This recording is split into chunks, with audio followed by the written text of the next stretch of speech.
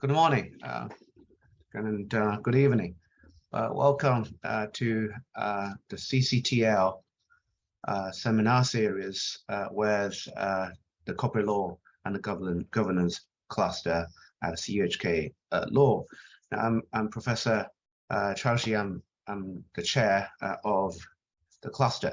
Now, today we have the great honor of having our distinguished speaker, Taisu Zhang, with us. Now, allow me to say a few words to introduce the speaker, who really needs no introduction to this audience, I suppose. Now, Professor Taisu Zhang is a professor of law and history at Yale University, and he works on comparative legal and economic history, private law theory, and contemporary Chinese law and politics. He is the author of two books entitled The Ideological Foundations of Qing Taxation, Belief Systems, Politics, and Institutions, published by the Cambridge University Press for this year, and also The Law and Economics of Confucianism, Kinship and Property in Pre-Industrial China and England, also published by the Cambridge University Press back in 2017.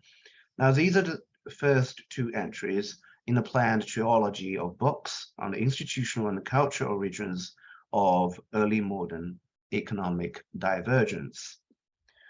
Professor Zhang's final entry, tentatively titled The Cultural and the Legal Origins of Economic Divergence, China and the World 1700 to 1984, is currently in progress. In addition, Professor Zhang has published articles, essays, and book chapters on a wide range of topics, and he is also a regular commentator on Chinese law, society, and politics in media outlets. Now, without further ado, I should hand the floor over to you, Taisu, Professor Zhang. So thank you so much. Thank you for organizing this, and thank you for having me tonight. Also, thank you to everyone in the audience for taking the time to join me in this conversation. I hope that I'll make it worth your time. I understand that for most of you guys, you're taking a chunk of your morning to actually listen to this. And so I hope I can make it worthwhile. So let me start by sharing my screen. Right. And okay, yeah. Right. So the topic that I'm going to talk about today is based on this paper that I co-authored with a colleague of mine named John Morley, who's a corporate law expert, also who teaches at Yale Law School. And the title is State Building and the Emergence of the Business Corporation in basically modern times. Now, this is a somewhat, me and John come at this topic from different angles. I think on John's side, the main benefit for him for this in this project is, at some point in their careers, all corporate law scholars face this kind of like the fundamental existential question of what is their theory of the firm? What is their theory of the corporation? And John, I guess now that he's like 45, he's kind of gotten to this stage of his life. And so this was a chance for him to think more deeply about what exactly is his theory of the firm and of the corporation. For me, I'm not a corporate law person, and I come at this from kind of like a different angle. So as Professor C was kind enough to introduce to you guys just now, over the long term, what I work on, at least through the first probably 15 years of my career, is the question of like what caused the quote unquote Great Divergence, which is kind of what we call the relative decline of China, economically speaking, relative to Western Europe and later on to Japan in the 18th and 19th centuries. And also, given that China is no longer an economic backwater, part of the challenge is also to kind of explain this decline in such a way that you can also kind of trace the connections between that original decline and China's reemergence as an economic power in the past 40 years. So the angle that I come at the problem is this angle of capital accumulation. And the argument kind of is that I think that the main reason for Chinese underdevelopment prior to, say, 1920 was a relative lack of capital accumulation, whereas in contrast, the main reason why China began to grow so fast, actually even after 1930 and going into the 1950s and certainly after 1980, was that on top of all of the other kind of institutional frameworks that it had at its that it frankly already had at its disposal in the late 19th century and early 20th centuries. Finally, by the 1930s and 50s, it was able to solve the capital accumulation problem. And once you solve the capital accumulation problem in the Chinese context, everything takes off immediately because, frankly, China had almost everything else already kind of at its disposal. Now, so hence the claim is what was lacking before, i.e. pre-1920, was mainly just capital accumulation. Everything else, secure property rights, markets, a culture of highly educated elites interested in technological innovation, large amounts of technological inflows from the West. These were all available to China long before the early 20th century. Frankly, if you trace it, nearly all of these conditions were met as early as like the 1830s and 1820s. But what was lacking back then was capital accumulation, and once you solve that problem, everything just takes off.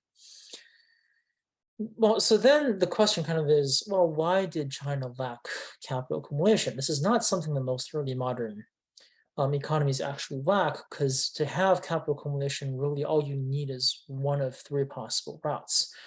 Either you have what we kind of call organic bottom-up accumulation, which basically just means large amounts of wealth inequality. And given that we're talking about pre-industrial economies, the most important source of wealth was landed wealth, right? So organic bottom-up wealth, capital accumulation, basically came in the form of relatively large amounts of kind of like land accumulation held in the hands of gentry, aristocrats, and entrepreneurs. So that's route one. Route two is what you might call top-down state-driven accumulation. Route one is bottom-up. Route two is top-down.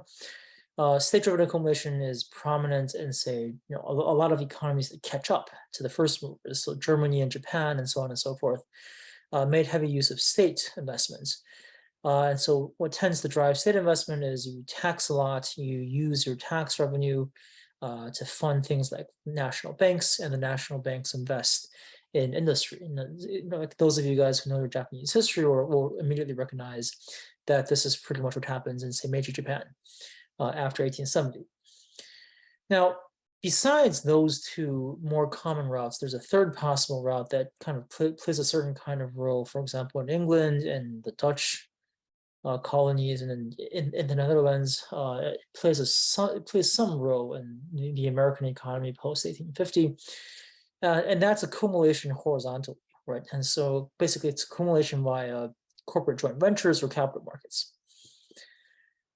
So the idea here is, of these three routes, right? Like the first two routes involve lots of wealth concentration in a relatively small number of economic and political entities, right? The first one involves landed wealth accumulation in the hands of a relatively few elites. The second involves accumulation in the hands of the state, which is really just one big enterprise. The third route, on the other hand, basically assumes that the economy doesn't necessarily have to have these like massively capital-rich large-scale entities, and instead it has a bunch of kind of like medium-sized capital holders, people who are entities or people who are not wealthy enough on their own to necessarily fund large industrial shops, but if like a few of them or a few dozen of them pull their capital together, they can achieve the necessary economies of scale that you need for industrialization. And you do this basically through things like firms, through joint ventures, through partnerships, but perhaps most importantly through corporations. So the current way that I'm thinking of this is that I've written books on the first two routes. Right, my first book back in 2017 was about bottom-up land accumulation. The second book, which is coming out in a few weeks, is on top-down state-driven accumulation. And the third book, which is currently being written, has a large chunk on corporate law. But I also eventually decided that actually the third route was not necessarily so much a fully independent route as it was a certain kind of branch off of route 2, which basically means that the way that I'm going at it right now is that whether you can have efficient accumulation of capital through corporations or capital markets depends on whether you have a strong state in the first place. So if you don't have, if you don't have adequate state capacity to have state-driven accumulation, you're probably not going to have enough state capacity to sustain corporate joint ventures. So the availability of Route 2 is dependent on the availability of Route. The availability of Route 3 depends on the availability of Route 2, and so this is more or less the core idea of this paper. Now, within this paper, right, the central question that we ask is, why does the business corporation emerge so late in human history? Now, before we get into this, let me just define what we mean by business corporation, right? So by business corporation, and this is not our definition, this is a pretty conventional set of definitions that virtually everyone who writes in this field has adopted over the past couple of decades. But anyway, like by corporation, we mean business firms that have the following legal characteristics. They have separate legal personalities. So basically, the firm is a separate legal entity that's distinct from its shareholders. They have collective governance structures, i.e. board of directors and so on and so forth. They have joint stock equity finance, which just means they have shareholders. They have lock-in of investments, which basically means that shareholders can't just pull their capital from the firm arbitrarily. There's like kind of like a legal commitment to let their investments stay in the firm for a certain duration. And then there are two critical technologies that only emerge in the modern world. First is this thing that we call asset partitioning, right? So asset partitioning involves two different features. One is the more familiar one is limited liability, which means, of course, as you all know, that shareholders are not liable for the debts of the firm beyond their initial investments. And the other thing, which is equally important, but it's somewhat less studied, is this thing called entity shielding, which Henry Hansman coined the term, and it's now recognized as pretty much the core thing that differentiates corporations from other kinds of business organizations. And entity shielding refers to, it's the reverse of limited liability, right? So it means that the firm is not liable for the personal debts of its shareholders. As you can easily imagine, this is pretty critical for scaling up, right? If you have a lot of investors all joining together, pooling their capital into a single entity, then it's pretty critical that you have these things, because entity shielding allows you to, you, the investor, to not worry about the personal debts of other investors, and also not worry about necessarily the debts of the firm beyond your own investments. So these are both risk alleviation mechanisms that come in really handy when you have lots of investors, especially investors that don't necessarily know each other in a social context. And finally, there's tradable shares, right? Now, tradable shares can come in different varieties. By freely tradable shares, we mean shares that can be traded without the explicit consent of other shareholders. So not necessarily on a stock market, but shares that I can sell to my friends without passing some kind of majority vote through other shareholders. As quite a few people have argued, the ability of firms to sustain freely traded shares depends on the existence of asset partitioning, right? So only when investor risk is lower to a sufficient level are investors willing to tolerate the idea that who they're actually collaborating with in the firm can change at any given time without their consent. So you're probably not going to have freely tradable shares of this kind until you have a certain amount of risk alleviation in the form of asset partitioning. Now, over the course of human history, right? So the first four characteristics are characteristics that existed pretty generally in pre-modern firms, going all the way back in the Western hemisphere to like the Roman Empire or earlier. In the Chinese context, if you trace the organization of family firms, then family firms in the Tang and Song at least had the first four characteristics in some abundance. Earlier, look, whether it actually goes on earlier into the six dynasties or the Han, that's more questionable. But even there, I mean, some people would argue that a lot of these kind of like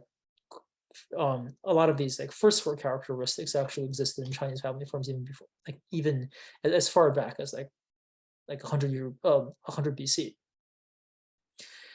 The latter two, however, asset partitioning and freely tradable shares, these are modern phenomena. And when we say modern, we really basically mean pretty much like post 1750, right? So like the earliest example of, say, asset partitioning being widely used in privatized and corporation contexts without the explicit authorization of state charters, of state incorporation charters, comes pretty much in like the mid 18th century in England. Prior to that, there were specific corporations created by a special charter by the state, things like the East India Company in England and Holland. But even that, right, like those things are 17th century creations for the most part. And so this is quite late in human history, or compared to the broad swath of kind of business firms and full liability partnerships and so on and so forth that existed in ancient times and in medieval times. Firms that made use of asset partitioning and freely tradable shares really only have like a 200 to 300 year history. So they're which pretty much is what we understand as the modern era. Now, the question then is why, right? So why are corporations thus defined a kind of like uniquely modern phenomenon? Why don't you see them in pre-modern contexts? Now, kind of like the gut instinct that a lot of people might have is that these are more complex legal technologies that really were only kind of invented late in human history, but that's not quite true, right? So we know now that the idea of asset partitioning was known to pre-modern business actors as far back as, again, the Roman Empire.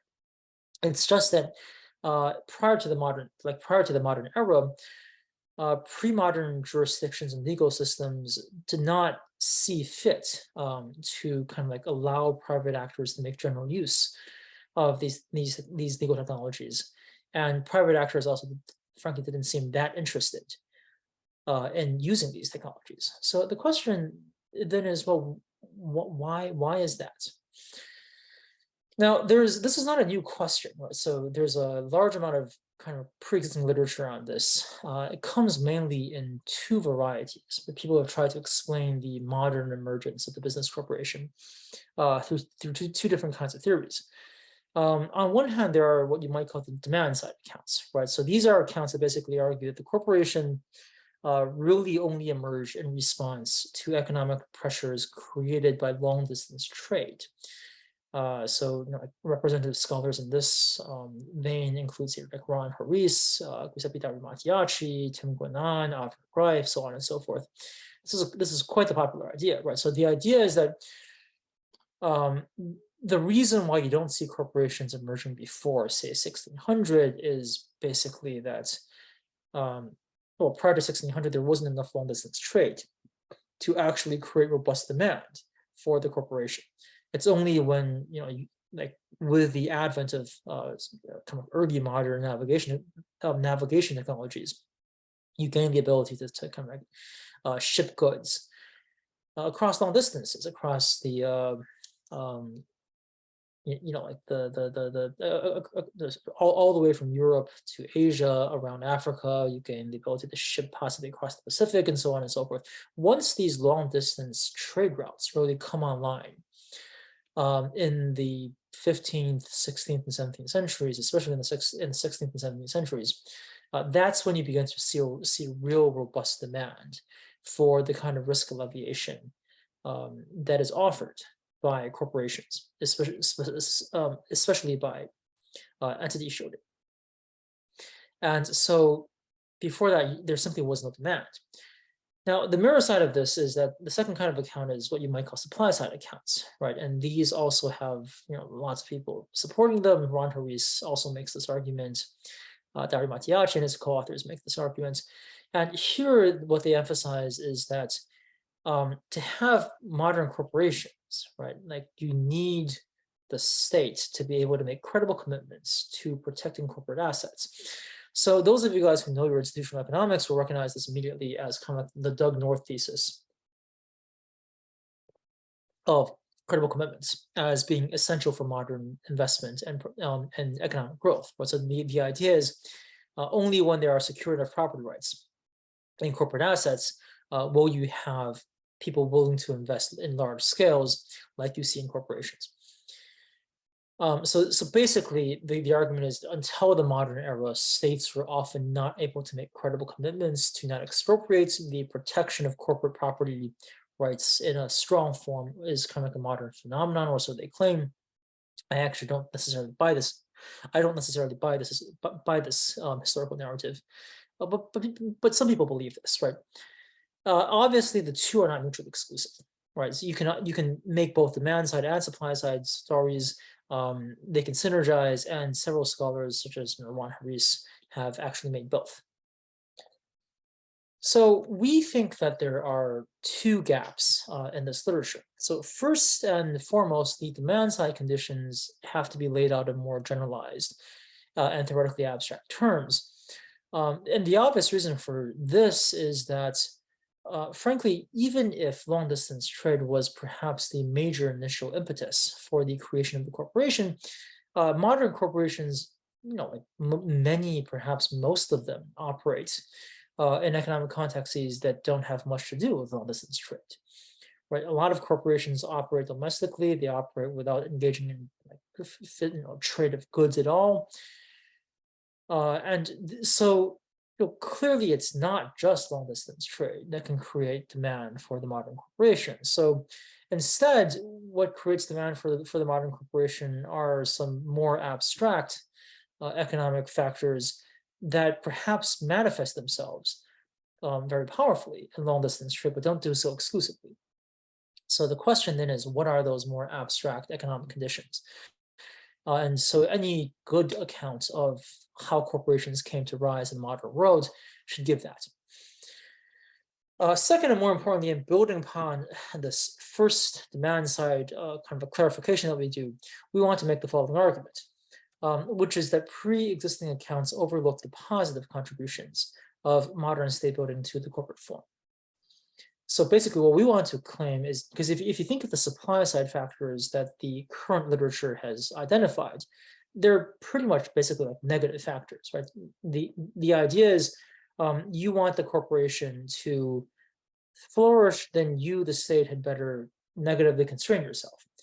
Your most important role basically in the facilitation of corporate proliferation is basically to get out of the way. Right. As long as you credibly promise not interfere too much, corporations will flourish as long as the right demand side conditions exist. And we want to say, okay, that may well be true, but there's also a more positive side of the interaction between states and the corporate form. We want to argue that the corporate form also could not have existed but for the emergence of certain kinds of state capacities, positive state capacities, such as the ability to offer uniform law enforcement across relatively large geographical areas. Without those legal technologies, the corporate form could not have existed, even if the demand side conditions existed, and even if the kind of negative supply side conditions, like credible commitments, also existed. And perhaps the best example of why you need this kind of positive contribution as part of your overall theory comes from the history of the corporation in modern China. So as I'm going to get to later in this talk, the Chinese state starts the various versions of the Chinese state, going from the late Qing state to its Republican followers, try to introduce the corporate form into the Chinese business world starting in the first decade of the 20th century. For the first 2 or 3 decades, basically the introduction of the corporate form is as many have argued, Bill Kirby and so on and so forth, was pretty much a failure. Like almost nobody actually took the state up on this offer. But on the other hand, so the question then is, well, like why not, right? Like why were investors in like the 1900s, 1910s, even in the early 1920s, so reluctant to make use of this new corporate form that the state was basically really trying to sell to them as a possible solution to the capital problems that China faced back then. And our claim is that neither the demand side theory or the supply side theory that have been identified in the current literature can actually explain this. Right, the demand side conditions actually existed around this time in China. There was actually a lot of long distance trade, and they did create economic pressures that in the Western world around 1800 had been enough to basically create demand for the corporation. Second, the ability of the late imperial Chinese state in particular to make credible commitments really should not be in doubt, because that state was so weak in terms of coercive capacity that it was fully able to make credible commitments to not touch private property. And in actual practice, for the most part, private investors or private property owners almost never actually feared state expropriation. It was just not a thing in their minds because the state was so distant and pretty much kind of like a non-factor in their everyday lives. So both of those conditions, right, like robust long-distance trade and credible commitments from the state to not arbitrarily expropriate, existed in this kind of like early 20th century Chinese context, but yet modern corporate forms did not emerge, or at least even when the state tried to kind of like force them, they got no pickup from the business community. Right? The commercial sector did not want to use these forms, these new corporate forms, even though demand side conditions were there and credible commitments were there as well. So that seems to beg a different kind of explanation, right? Like something other than these two factors had to have been doing the main work there to prevent the proliferation of corporations in the early 20th century. So given those needs, we want to construct a theoretical framework that provides a more systemic account of demand side conditions, right? And at the same time recognizes a more positive role for the state. So empirically, our goals are relatively modest. Like this is not an empirical paper. This is a theoretical. This is a theory paper, right? So we seek to illustrate the framework's plausibility by applying it in, frankly, relatively broad strokes and not so detailed strokes to the institutional history of several major early modern economies, right? So China is the main one, but we also show that at least the history of the corporation in the Ottoman Empire, in England, in Holland, in the US, all of these cases were at least consistent with our theory. And in some cases, actually seem to offer various nuggets of support for it. But we don't necessarily seek to give definitive empirical proofs, right? So our core arguments are, again, we divide also our own arguments onto the demand side and the supply side, as do previous authors.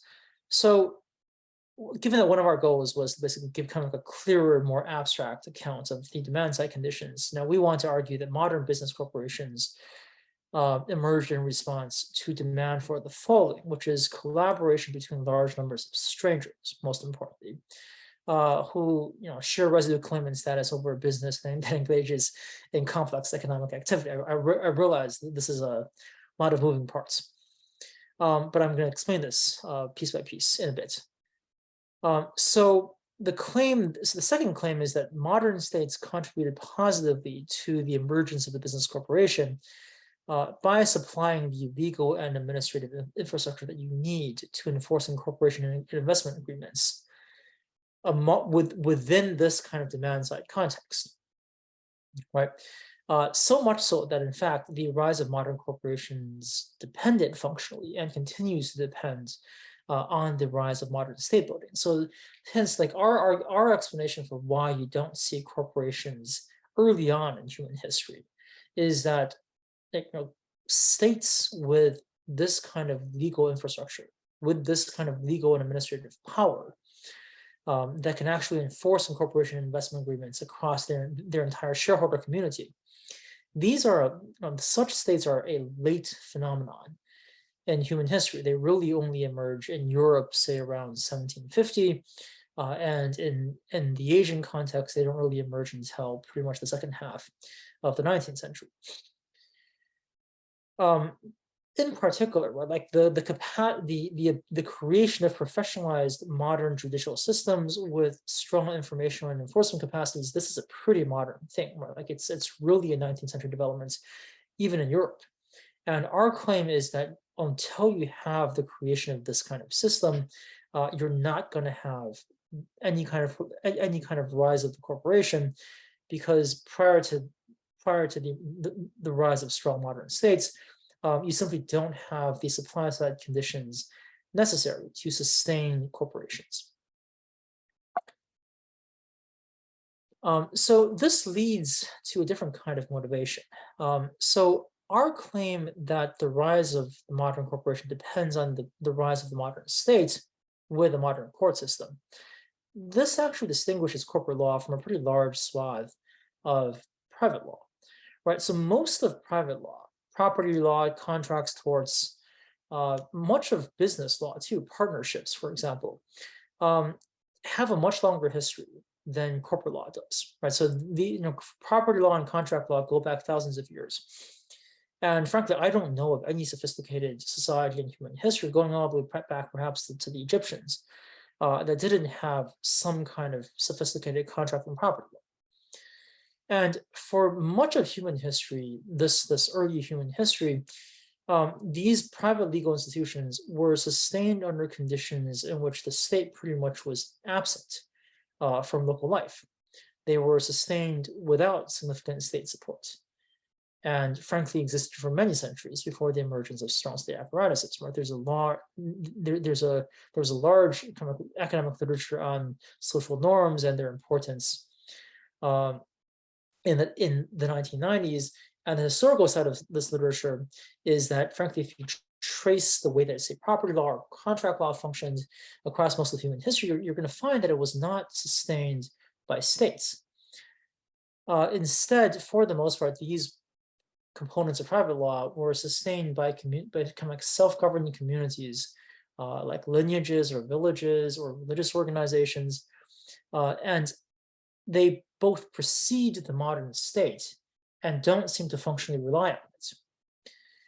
So in contrast, right, there are basically no major examples or no truly important examples of modern business corporations or their functional equivalents in pre-modern legal systems. Instead, their emergence followed the rise of modern states and the great expansion of administrative and legal capacity that came along with the rise of modern states. So why is there this difference between different kinds of private legal institutions, right? So in particular, even if you look just within business firms, right? Full liability partnerships have have a human history of at least 2,000 to 3,000 years, if not longer than that. But corporations, on the other hand, have only like this 200 to 300 year history. Now, why the difference? Like, what distinguishes one kind of private institution from another? So our core claim here basically is that to understand all these questions, you have to start from the demand side, and this is what I'm going to do right now, right? So, as I said before, we identify four main functional conditions for the rise of the corporation on the demand side, right? Basically, when these conditions are met on the demand side, there is demand for things like the corporation. So basically, essentially to kind of repeat myself, we think that corporations arise in response to demand for collaboration between large numbers of strangers who hold residual claimant status in complex businesses. Now, large numbers is largely self-explanatory. It just means large numbers, right? It means it's more than a few. Between strangers tends to mean basically, this is a common sociological concept. It means that business collaborations do not usually belong to the same close-knit communities, right? So basically, you're not just doing business with your relatives or your friends, and so because you're collaborating with at least a couple of strangers, and if the large numbers condition is met, you're probably collaborating with quite a few strangers. You therefore can't rely just on your own interpersonal relationships and your own social capital to basically establish trust between business partners. Residue claimants, this is a more familiar thing. It just refers to economic agents who possess remaining claims on the organization's net cash flows after the deduction of preceding agents' claims, and therefore they bear the residue risk of its operation. So this basically refers to shareholders, right?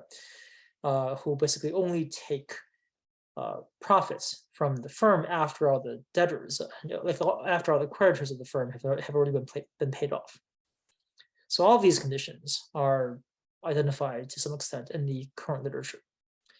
The fourth condition, which is complexity, is kind of like a more pun intended, it's kind of like a more complex term. It's somewhat similar to the idea of incomplete contracts that is pretty common in the legal in kind of like the law and economics literature, but it refers to the lack of full foreseeability in a firm's activities. Right, a complex business operation is one in which it's basically functionally impossible to fully plan for all contingencies ahead of time, and so therefore you can't kind of contract out all your rights and duties and obligations cleanly ahead of time before you actually get into the actual operation. So a lot of people would basically say, this kind of incompleteness, this kind of like functionally necessary incompleteness, is what creates the demand for not just corporations, but for any kind of firm. So, for example, right, like the number of contingencies that a business has to deal with it builds up over time, right? So the longer the firm goes on for, the more contingencies there are. The longer the distance the firm has to operate over, the greater the contingencies. At the same time, it's not just that; it also refers to things like how complicated and technologically sophisticated is the business that the firm is operating in. So, for example, like manufacturing chips is obviously kind of like a more contingent and more complicated, more complex activity than just like shipping goods and selling them. So our argument that the business corporation relied or relies on the modern state has to be understood within the context of these demand-side conditions, right? So we want to argue that precisely because the business corporation only really arises in response to these demands, precisely because of that, it functionally relies on the kind of like legal capacities of a modern state, right? It's precisely because the business corporation was initially it was designed to coordinate long-term complex investments between large numbers of strangers that you have to have the modern state behind it. So the other way to understand this is basically that external conditions that create demand for the corporate form are also pretty much the external conditions that create the institutional need for state building in general. Now, to understand this argument, I'd ask you to consider the kind of like legal or quasi-legal alternatives to the modern state that were available prior to, say, like 1700. And you kind of ask yourself, well, like, if you don't use the modern state to enforce, say, like a corporate charter, what else can you use, right? And two come to mind. Now, both of these played a major role in early modern economic life, arguably larger than states actually did. Now, the first, perhaps the most important thing, is kind of a customary self-governance within close-knit communities, right? So this kind of like Elksonian idea of close-knit communities making rules for themselves, enforcing those rules pretty much in the same way that a state enforces rules across its citizens, but in a much more socially intimate context, right? Now, the second kind of legal or quasi-legal rule supplier are things like the medieval law merchants, right? So this is inter-regional networks of brokers and arbitrators and local laws that is kind of like a decentralized network more than like a centralized node of rule creation. Now, between these two things, you have to differentiate them a little bit. Right? The former, rule creation and enforcement and customary self-governance within close-knit communities, for the most part, legal scholars and legal theorists over the past 30 years have come to this point where we think that there's virtually no limit to the rule creation and rule enforcement capacities of close-knit communities, as long as they stay within those communities, right? So as long as we're talking about people who are members of the same community, that community, through the use of reputational sanctions and so on and so forth, can pretty much force these guys to abide by almost any kind of complex legal rule, including things like any kind of business organization, and frankly, including things like the corporation. And so if you actually look at the human history of these kind of close-knit communities, they actually do enforce very complicated property rights, very complicated like internal governance mechanisms, contract rights, torts, and so on and so forth, all within their own boundaries. So, for example, if you look at like the internal regulations of like Chinese lineages, especially in South China, most of you guys are in Hong Kong. Within Hong Kong or within the surrounding surrounding provinces, going back to around 1000 AD, there are lots and lots of like these really big lineages that really run local life, kind of on the side of the state, but really often in place of the state. And these lineages could govern themselves with astonishing sophistication, right? So they have very detailed codes of conduct for their members. They create property rights within their territories. They recognize contracts and enforce contracts. They recognize firms, and very often, like they themselves are organized in kind of like a firm-like way, in which people have shares. There's central management, and so on and so forth. Now, what these kinds of close-knit communities tend to lack across nearly all of human history is, despite the fact that they can recognize all kinds of legal rules, they generally choose not to recognize asset protection institutions. So they choose, when they recognize business firms, they choose to not have entity shielding, and just to a lesser extent, they usually choose to not have limited liability for investors and shareholders, although they sometimes do, but they almost uniformly don't recognize entity shielding. And so the question is like, well, why is this, right? Is it because entity shielding was somehow so complex and so hard to enforce that these close-knit communities weren't able to enforce entity shielding? But there's no obvious reason why that's actually the case, right? For the most part, entity shielding is not such a complicated idea. It just basically means here's a legal entity, a firm, a trust, or whatever. Here's property vested in that entity, and whoever did the initial vesting can't touch it afterwards, nor can his creditors, nor can people who lend him money touch that investment. Like, that idea itself is not so different than basically certain kinds of property rights, conditional sales, and so on and so forth.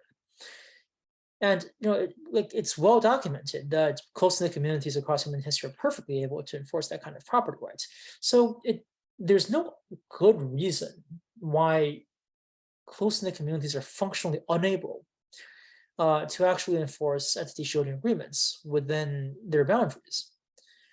But what we want to argue is that, okay, fine, right? It may well be the case that they could have enforced these things had they wanted to, but the most important thing is that when you're doing business within a close-knit community, when you're doing business with friends or relatives, or relatively close social acquaintances, you usually don't need, or you probably don't even want to structure your collaboration within those kinds of terms. You don't need to use asset partition. All right, so it's not the case that early modern communal self-governance was incapable of supplying asset partition arrangements.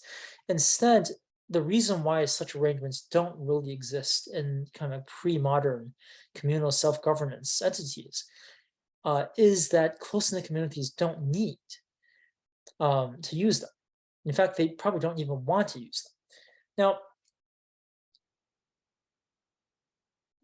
the reason for this is, let me just explain this a little bit further, because this really is the core idea of the entire paper.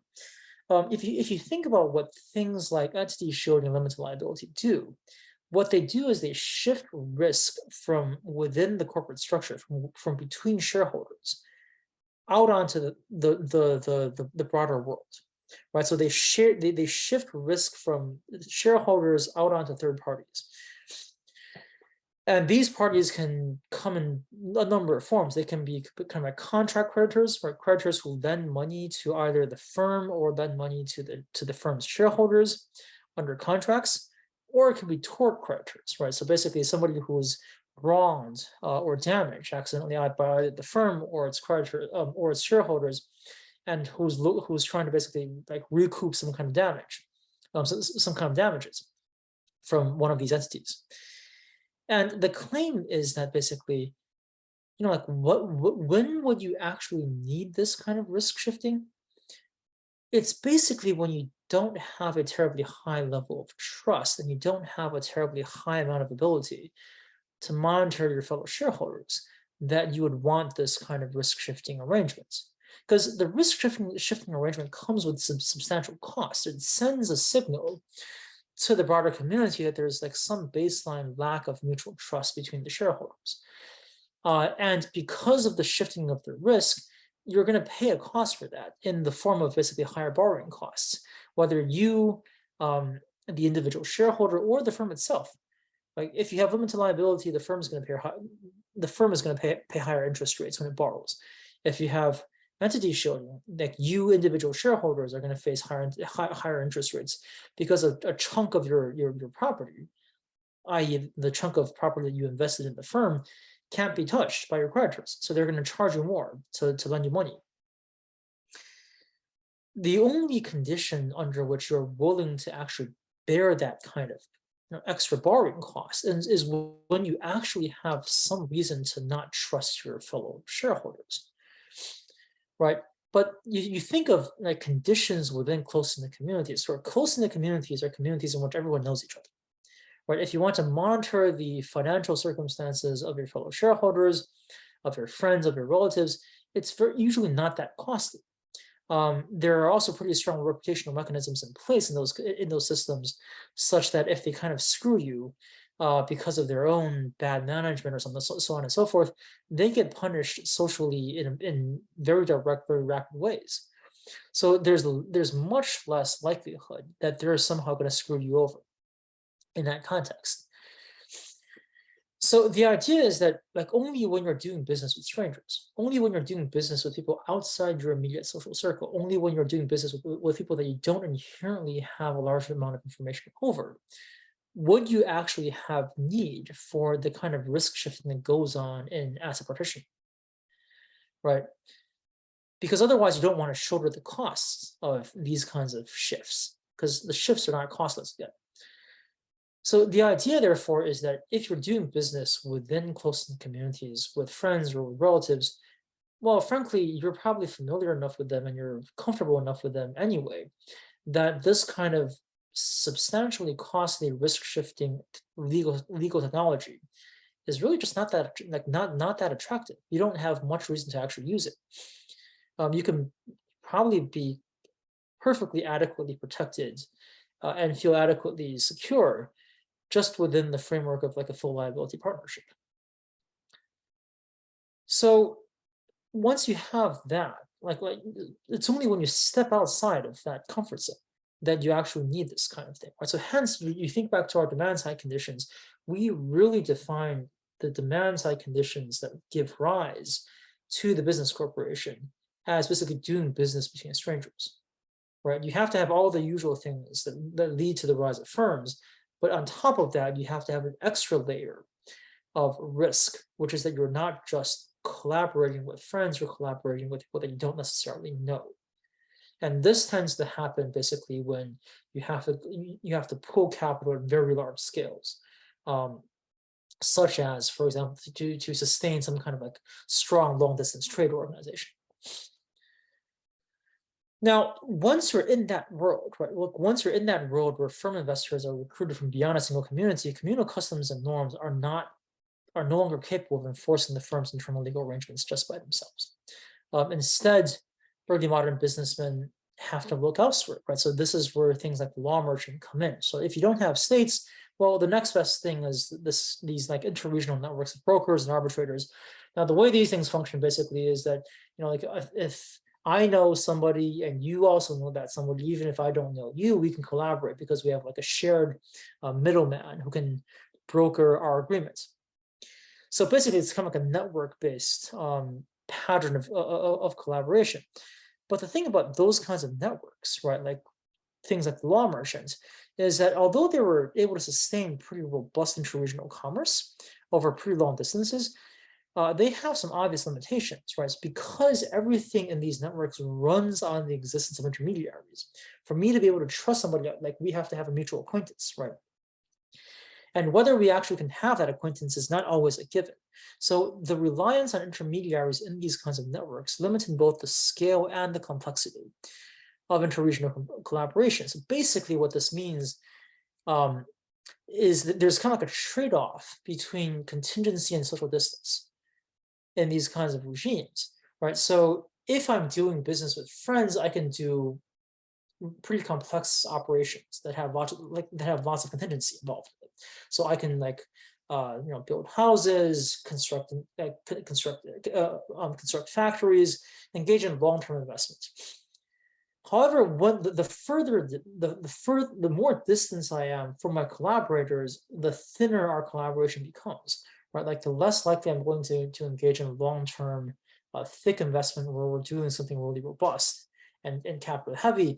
Instead, I'm just going to kind of like limit myself to things like selling goods, shipping goods. These are simple things in which there's only really one activity involved. And therefore, the distance between me and my collaborators, like me and a merchant who ships my goods across the Mediterranean, for example, is less of a problem. So basically, the claim is that these kinds of like network-based alternatives, like the law merchants, because they lack a centralized, they lack a centralized source of coercive authority. They can't really provide the kind of like regulatory and legal security that a state can, or that a privately close-knit community can provide within its own borders. So there's a trade-off, right? And you see this in the law merchant. Like the law merchant basically is a system of trade. It deals with trade of goods, movement of goods, of contracts that facilitate the movement of goods, but it doesn't really sustain firms. If you want to engage in longer term business collaborations of the kind that requires a firm, the law merchant is really just not good enough a tool. So from this perspective, right, like what modern states and modern legal systems uniquely supply is the ability to institutionally support both complex, highly contingent business relationships and between large numbers of socially distant actors, right? So close-knit communities can sustain complex and highly contingent business relationships within their boundaries, but within their boundaries, there are no socially distant actors. Everyone's acquainted, right? Things like the law merchant, on the other hand, can sustain collaboration between large numbers of strangers, but they can't really support complex activities between those strangers. It's only the modern state that actually has the ability to kind of do both of these things. Right, and so if you think more carefully, what differentiates the modern state from these kinds of things, from the other two kinds of kind of like rule enforcement sources? Well, first, most obviously, they cover far greater territories, right? They can cover the entire, they can cover all of Europe, like in some cases, they can cover all the entire United States, right? And so they can impose some measure of legal uniformity over a considerably larger territory.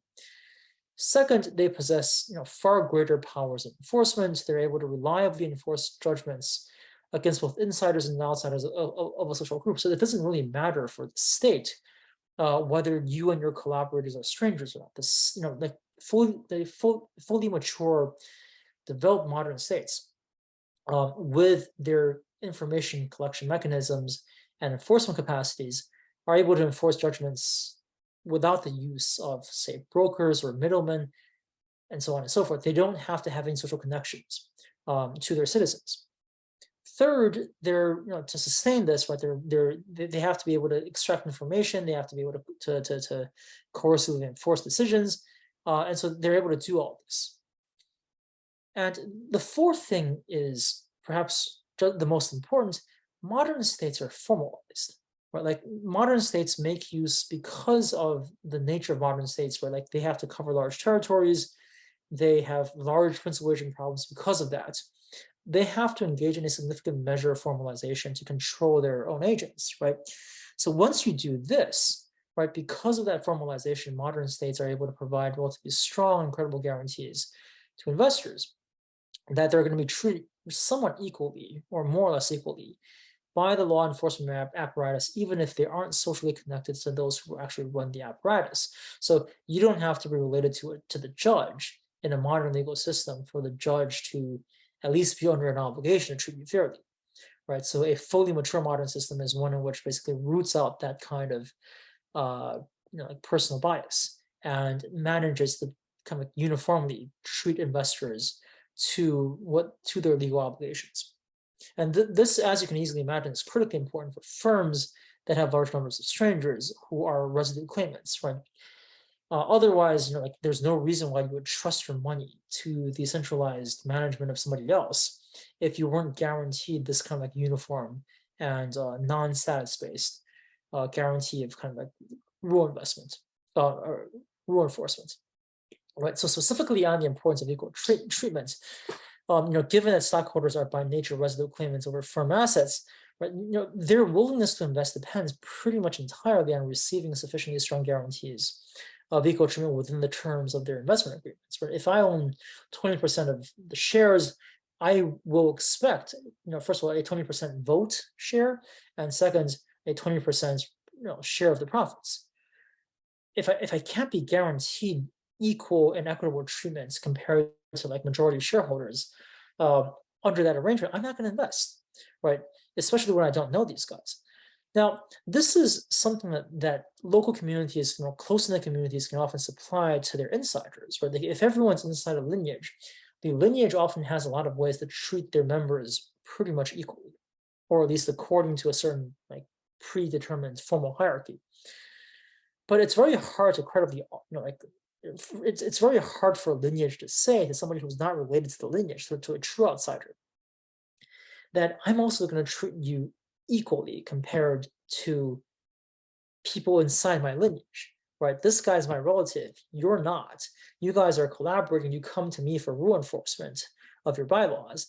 And how do I make the outsider feel secure enough that I'm going to treat him equally? It's very hard to do that. For like a small close-knit community, because there's a kind of like a lack of basis of trust between that community and the outsider, unless the outsider happens to somehow be connected to the community through some kind of intermediary, like either he marries into the community or he has like a friend of a friend and so on and so forth. So in contrast, right, the political foundations of modern states and legal systems are informal. Right, so using like Weber's terms, like they're Gesellschaft instead of Gemeinschaft, right? They're based on impersonal social connections as opposed to personal communal connections. And so this gives the modern state a certain kind of quality. It's formalized, it's institutionally predictable, it has some measure of legal transparency, and all of these things help it make credible commitments to both political insiders and outsiders.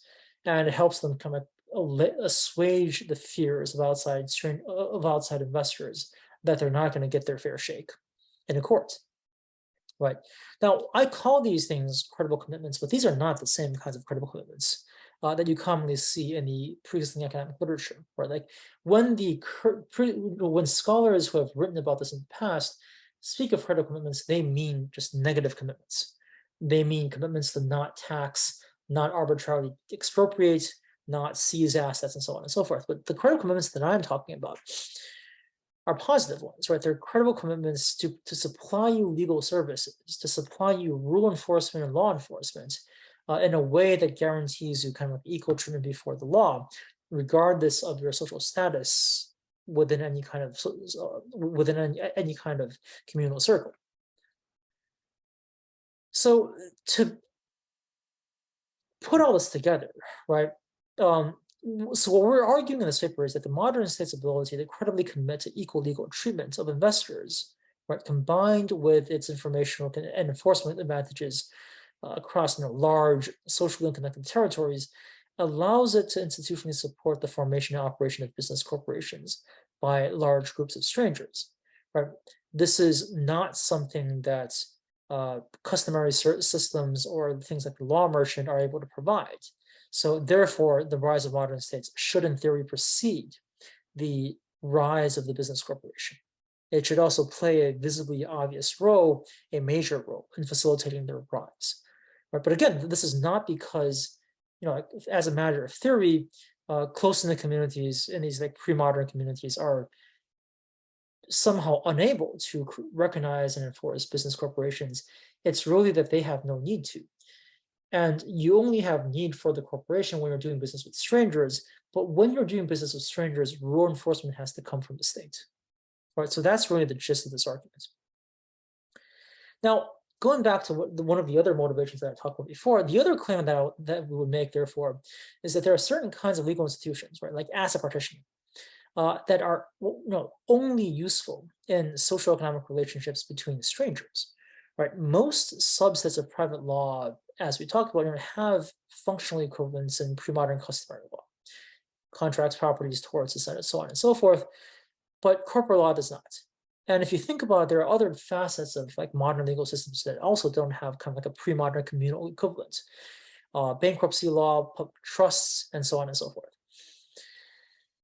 And so we argue, right, to understand this, the difference between these kinds of institutions and things like contract and property is not somehow legal complexity, right? Corporate law is not necessarily more complicated than property law. Bankruptcy is not necessarily more complicated than tort law. The core true differentiating factor is that this latter set of kind of modern legal institutions they're only useful in the context of stranger-based interaction, right? They're only useful in facilitating collaboration between strangers. And so because they're rooted in stranger-based interactions, the social and economic contexts that give rise to them are those that kind of necessarily rely on modern states and modern law for rule enforcement, right? Whereas things like property law, contract law, and tort law, these are general conditions for any kind of human interaction. And so, you don't have to be dealing with strangers to need contract and property. You don't need to be dealing with strangers to need tort law, right? You can have all kinds of you can make contracts with your relatives. You need property rights vis-a-vis your relatives just to coordinate even the basic interaction that happens between family members. And you can certainly have torts committed against you within a close-knit community. So these are things that that are demanded even when you're not doing business with strangers. However, apart from those, right, there's a certain segment of laws like corporate law that only become useful when you're doing business with strangers. And that's the real difference here, right? It's not a supply side difference. It's not the complexity of the law itself. It's really what are the demand side conditions that lead to kind of a social appetite for these kinds of legal institutions. So to finally, just with the final few minutes, let me just illustrate what happened in China in a bit more detail, because this is really the core empirical example that we give in the paper, right? So prior to 1900, the general consensus amongst historians who have studied this thing is that Chinese firms, whether they were family firms or partnerships between a couple of different families, were pretty much either full liability, or at the very least, if they were somewhat limited liability oriented, they didn't make use of entity shielding. right? So at the very least, the full asset partitioning is a non-existent thing for the most part in the Chinese commercial world prior to 1900. The idea of asset partitioning is really introduced in the 1903 company law drawn up by the Qing court. And so this tries to introduce for the first time the idea that you can have limited liability entity shielded investments in corporations, right? Now, as it turns out, even though the company law introduced this idea, or at least claimed to introduce this idea, the business community basically ignored this new legal form until the 1930s. The common claim in the business community around that time was, frankly, they simply did not trust the state to actually be able to enforce these corporate charters. And so they made almost no use of them, except in a few exceptions, mainly in Shanghai, where there were kind of like foreign courts that were seen as more powerful and more coercively robust, that could actually enforce these new bylaws between corporations. And so most incorporated firms basically kind of like circled around Shanghai until the 1930s and made use of foreign courts. After the 1930s, there's a wave of state building under the Kuomintang government. And so basically from the 1930s onwards, the number of incorporated firms in China basically grows more or less in close correlation to the expansion of state building under the nationalist Republican government, right? The overall level of activity is still pretty darn low, but by the 1940s, by 1949, there are a couple thousand firms, a few thousand corporations in China, still mainly in the lower Yangtze, where kind of the core legal infrastructure of the Kuomintang government really was. But you can see a clear pattern of correlation between, the Kuomintang government builds new courts, it employs a more professionalized judiciary, and as that legal capacity grows, you see more and more firms being willing to try to use this new corporate technology. So in the Chinese case, right, so the core thing is prior to 1930, there was plenty of demand for things like the corporation. This was the entire reason that the 1903 company law was introduced, right? The government was perceiving a capital, a certain kind of a capital constraint being imposed by the lack of corporations in the Chinese economy. Because again, like there was lots of foreign trade, there was lots of long distance trade within the Chinese economy, but because of the lack of corporations, large scale collaborations tended to fall apart whenever there was economic turbulence. So they wanted to introduce the corporation to help alleviate this kind of like long distance trade risk.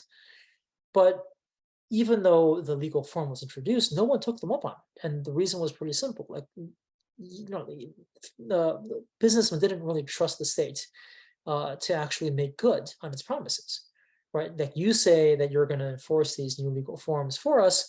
Well, we don't really trust you. Now, if we can't rely on you to enforce these things, if we're really going to do business across large distances with strangers, well, who else can we trust? Like there's really no one that we can rely on to enforce these things.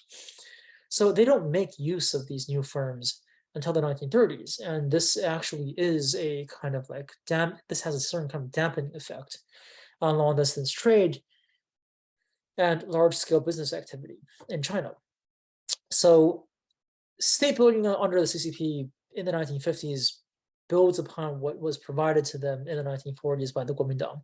And by the 1980s, finally, after reopening up, you finally have kind of like a newly vitalized market economy that actually has the benefit of a strong state that increasingly tries to modernize its legal apparatus. So it's really only until the 1980s and 90s when you have this combination of a privatized market economy again, but this time with a robust state apparatus that increasingly has a relatively powerful court apparatus, that you really see large amounts of incorporation. And it's really not until like the later 1990s, after several rounds of like legal modernization and legal reform in the PRC, that you really see large amounts of incorporation. So in the Chinese context, what this basically shows is that prior to the rise of state capacity, attempts to introduce corporations to the Chinese economy basically just fall flat on their face, right? Starting from the 1930s onwards, pretty much, like the rise of the corporation inside the Chinese economy more or less tracks the rise of state capacity. And there's strong reasons to think that the former was actually dependent on the latter. Other case studies, and we're not going to talk about this because there's no time, pretty much are all consistent with this basic story. They don't show the need for the state building story quite as obviously as the Chinese case, because in most other cases, the governments don't really try to introduce the corporation before they've had a chance to modernize their capacities. It's only the late Qing state that somehow tries to introduce the corporation before it actually has a chance to engage in state building. So there the tension really shows. But at least in all these other case studies, chronologically speaking, you only ever see corporations beginning to proliferate inside the private commercialized economy after significant state building or state investment. And so we, at the very least, although these case studies can't definitively prove our theory, they are fully consistent with them. And we believe that if we engage in further empirical studies, we will likely find ourselves validated by the history. Nonetheless, we're open to other possibilities. So that's basically the entire framework. And I'm going to stop sharing right now and lecture. And thank you again for listening to me. And I look forward to questions and conversation. Thanks. Thanks a lot, Taisu. This is a fascinating piece of research, as always. We have about 5 minutes to go, so perhaps I can kickstart by throwing you a couple of quick questions. I think that the questions coming in from some of our colleagues as well. Now, my first quick observation, put it that way, is that, well, you seem to frame the state in a rather value or ideological neutral way. So essentially saying, well, state capacity, the state would have this capacity to enforce the economic arrangements among strangers. Now, as we know, there are different variations of the state. So you have liberal state, illiberal state, or maybe authoritarian state. The different variations. So are you suggesting that you are concentrating on, the common denominators of all different forms, different variations of state, and you're assuming, be it liberal or illiberal, all the states would perform some core functions? Great. So I think the honest answer is yes.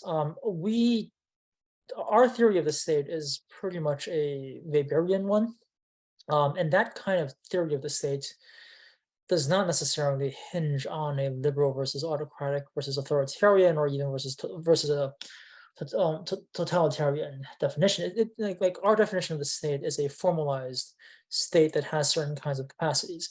And the capacities that we're talking about basically are law enforcement, are basically law enforcement capacities. Now, law enforcement capacities rely on other capacities, right? So things like information collection and coercive power. So you have to have money as well. So they rely on fiscal capacities as well. But fundamentally, we don't think that these things necessarily have to rely on like democracy or liberalism or anything of that sort. Right? Like I can point to any number. I can point you guys to any number of like illiberal states.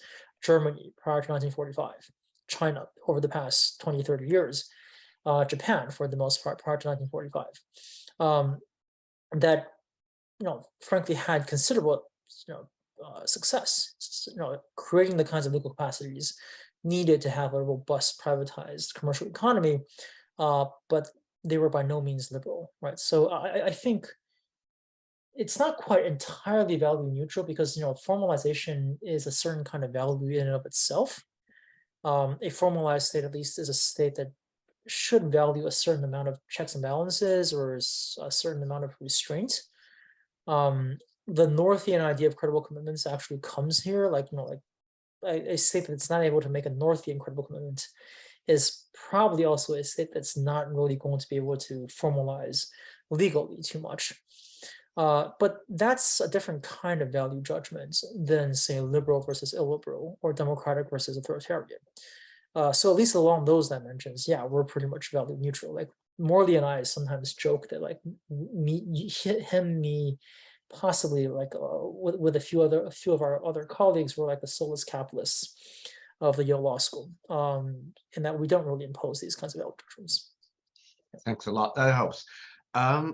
There's a second one. I just want to pick up on one of you lines which you said. Well, it appears that well, modern form of corporation or corporate proliferation depended and continues to depend on state building. Now, that might give rise to an interesting, possibly empirical test, which is the shocks. Where the state may come under some stress. Let's say a massive war during the First or Second World War. I mean, presumably some states, at least, would find it difficult to do perform some of its core functions. So I wonder whether in those circumstances, times of shock, whether your observation, essentially your causal claim, may go under some difficulties. Yes, so that's a great question. So to clarify, like the way that we envision the relationship between state building and corporations going is that up until a certain point, it's kind of like a not quite, perhaps not linear, but it's a positive correlation all the way. At some point, you hit a threshold, right? So once you have enough state capacity to sustain, basic law enforcement, then beyond that, any further state capacity creates only marginal benefits for corporations. In fact, if state capacity gets too large and you begin to kind of erode the negative side of the credible commitments, you could actually have kind of like a negative correlation between state capacity and corporate functionalities. So the positive story only goes up to a certain point. Once you hit that threshold, you don't necessarily need anything else. And so for the most part, if you look at like states that have hit that threshold, especially in the Eurasian context, even during considerable like major wars, most of them don't tend to lose that capacity very easily. Like Germany, for most of World War II, was fighting massive wars, and later on its own territory, it still maintained a functionality. Like the basic functionality of German courts was never truly destroyed. And the same thing is true for France. The same thing is true of, say, like the U.S. during the Civil War, and it was true of Japan too during the Second World War. So it's hard to find too many like a terribly powerful example of a state that hits that threshold, and then loses it because of a serious war. Perhaps if you look closely enough, you might find like examples in Africa or Latin America and some parts of the developing world where you can go beyond that threshold and then fall below it again. In those cases, yeah, like we would probably expect that if you fall below that threshold, your corporations are going to fall apart. They're going to disintegrate. They're going to disintegrate back into family firms and so on and so forth. Or they might try to seek incorporation elsewhere. Like you might see a outflow of capital trying to enlist on foreign stock markets and so on and so forth. Now that said, like we don't know the history of those countries terribly well. The countries that we do know, which are like major Eurasian powers, don't have that basic history of like going beyond the threshold and then falling below it. Thanks a lot, Taisu. That sounds kind of resilience storyline there, but very, very interesting. We're actually running out of time, Taisu, but there's one final question coming from my colleague, Professor James Zhang. Well, there actually two. Perhaps I will do one for now, and then we'll put you two in direct contact. Perhaps you know each other already. Let me just go for the first one, which is from Professor Zhang. Would you say the best situation is to have a state with weak government but strong court? In that case, it would make credible commitment not to expropriate, but to provide laws that can support transactions. Great. So obviously, it's like Zhengsi has all my usual like modes of communication. So if he wants to talk about this, like he's welcome to call me anytime. But yeah, so I would resist the idea that you can actually have strong courts with weak states. I mean, you can have like strong courts and states that are not like overly strong. But like any state with a sufficiently strong court system is a state with at least a certain amount of like informational and coercive capacity. Uh, and then again, anything beyond that, sure, the state can then become too powerful for its own good and start eroding upon all kinds of consumer confidences and investor confidences. So yes, perhaps like in that sense, given that I'm not arguing against any of the current literature's theoretical babies, right? Like I think that when they say the state has to be able to make negative credible commitments to not expropriate, I think they're completely right on that.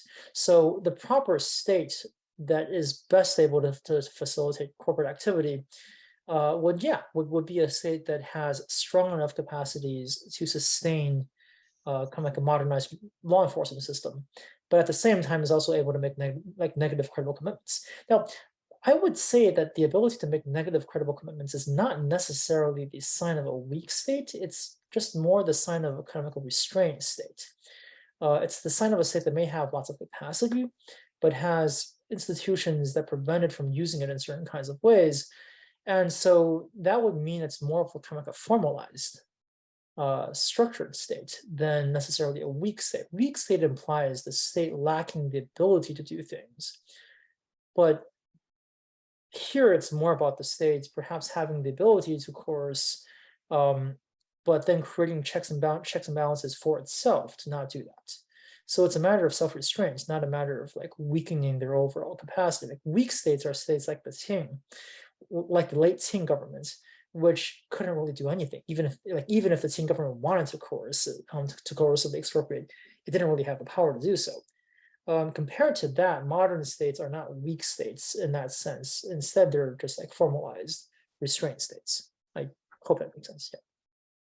Well, thanks a lot, Taisu. I think we have overrun quite a bit, but this is just a fascinating conversation that we have had. I think James has got another question. They mentioned we have had a question from Shmuel, and a member, I think Willie Lamb, had his or her hands up just now as well. But we are pretty much there. Well, thank you so much, Taisu, for staying up so late in New Havens for us. Well, thank you, and we hope to be able to welcome you back at some point in Hong Kong and to see you. Well, thank you for having me, and I look forward. If you guys have questions, just drop me an email. Those of you guys who have my WeChat feed, just WeChat me or whatever, and we can talk about it. Thank you. Taisu, we should invite the audience to give you, Taisu, a good round of applause.